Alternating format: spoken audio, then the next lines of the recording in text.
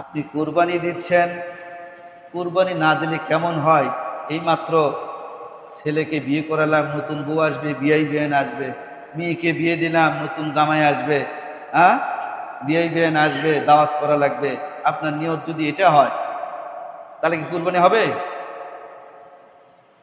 কুরবানি হওয়া লাগবে, নামাজ হওয়া লাগবে, আমার জীবন মরণ সব কিছু হওয়া লাগবে লিল্লাহি রাব্বিল আলামিন। সব হলো আল্লাহর জন্য। কার জন্য? সব হলো আল্লাহর জন্য। লা ইয়ানালাল্লাহু লুহুমুহা ওয়ালা দিমাউহা ওয়ালাকিন ইয়ানালুহুত তাকওয়া মিনকুম। আল্লাহ রাব্বুল আলামিন বলেন, তোমাদের এই কুরবানির রক্ত, মাংস, গোশত এগুলো আমি গ্রহণ করব না, এগুলো আমার প্রয়োজন নাই। আমার প্রয়োজন হলো কার ভয়ে, কার ভয়ে, কার উদ্দেশ্যে তুমি কুরবানি দাও। আমি তোমাদের তাকওয়া দেখতে চাই, তোমাদের মতো কতটুকুন পরহেজগারিতা আছে, কতটুকুন আল্লাহর ভয় আছে, আল্লাহর ভয়ে কতটুকুন তোমরা কুরবানি দাও। এই তাকওয়া আমি মহান রব্বুল আলামিন গ্রহণ করব। ওই যে গত মসজিদে আলোচনা করি নাই যে কাবিলের কুরবানি কবুল হলো না, হাবিলের কুরবানি কবুল হলো। আর হাবিল বলল তোমার কুরবানি কবুল হয় নাই, কারণ তুমি তো মুত্তাকি না, তোমার মধ্যে তাকওয়া নাই, তোমার মধ্যে আল্লাহ ভীতি নাই, এই জন্য তোমার কুরবানি কবুল হয় নাই।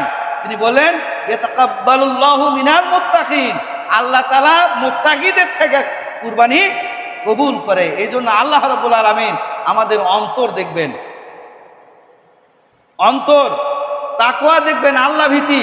আপনার সম্পদ আছে, কুরবানির দিনে আপনার সম্পদ আছে, কুরবানি দেওয়ার মতো সামর্থ্য আপনার আছে। আপনি যদি কুরবানি না দেন, তাহলে আপনার মধ্যে কি তাকওয়া আসলো? আপনার ভয় থাকতে হবে যে আমি যদি কুরবানি না দেই, একটু জব দিয়ে আল্লাহ পাক আমাকে করবে, সম্পদের জব আল্লাহ পাকের কাছে দিতে হবে। আপনি কুরবানির দিন অর্থাৎ 10 তারিখ আপনার কাছে কোন সম্পদ নাই, কিন্তু 11 তারিখে গিয়ে আপনার কাছে সম্পদ আসলো, আপনাকে কি করতে হবে? ওই 11 তারিখে আপনাকে কুরবানি দিতে হবে। এরকম হয় না? 11 তারিখে আপনাকে কুরবানি দিতে হবে। সম্মানিত উপস্থিতি, তাহলে আমাদেরকে আগে নামাজ, তারপর হলো কি কুরবানি। এবং এই কুরবানির মধ্যে লোক দেখানো কোনো কিছুই থাকা যাবে না। লোক দেখানো, আপনার ভেতরে থাকতে হবে কি আল্লাহর ভয়। আল্লাহর ভয়ে আপনি কি কুরবানি দিচ্ছি, এটাই থাকতে হবে আপনাকে। এখন আপনি কুরবানি দিয়েছেন, এই কুরবানির গোশত আপনি কি করবেন? এখন কুরবানি দেওয়ার পর আপনার ভেতর আপনার তাকওয়াটা কতটুকু আপনি ভালো করে খেয়াল করবেন। অনেকেই আছে, হ্যাঁ, আমার বাগরাতি আছে, যে একাই একজন কুরবানি দেয়, আর কোনো সমাজ নাই, একাই দেয়, দিয়া মনে করেন যে ও যা খুশি তাই করে। এখন ওর তাকওয়া আর যারা আপনার সমষ্টিগতভাবে দেন, তাদের তাকওয়া কি এক?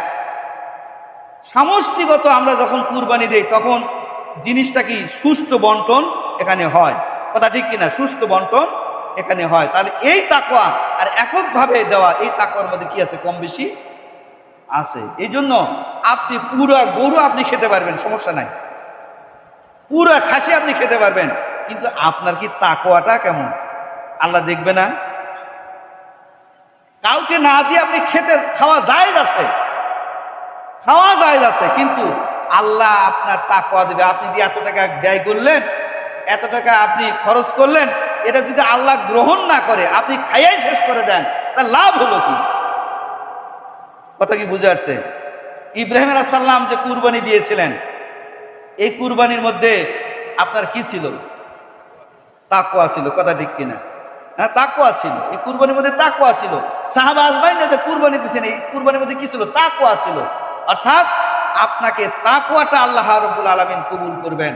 আপনার এই তাকওয়া অবলম্বন করার জন্য, তাকওয়া আল্লাহ ভীতি আমাদের মধ্যে নিয়ে আসার জন্য আমাদের চেষ্টা পাওয়া লাগবে। আল্লাহ পাক আমাদের সকলকে কবুল করুক। সকলে বলি আমিন।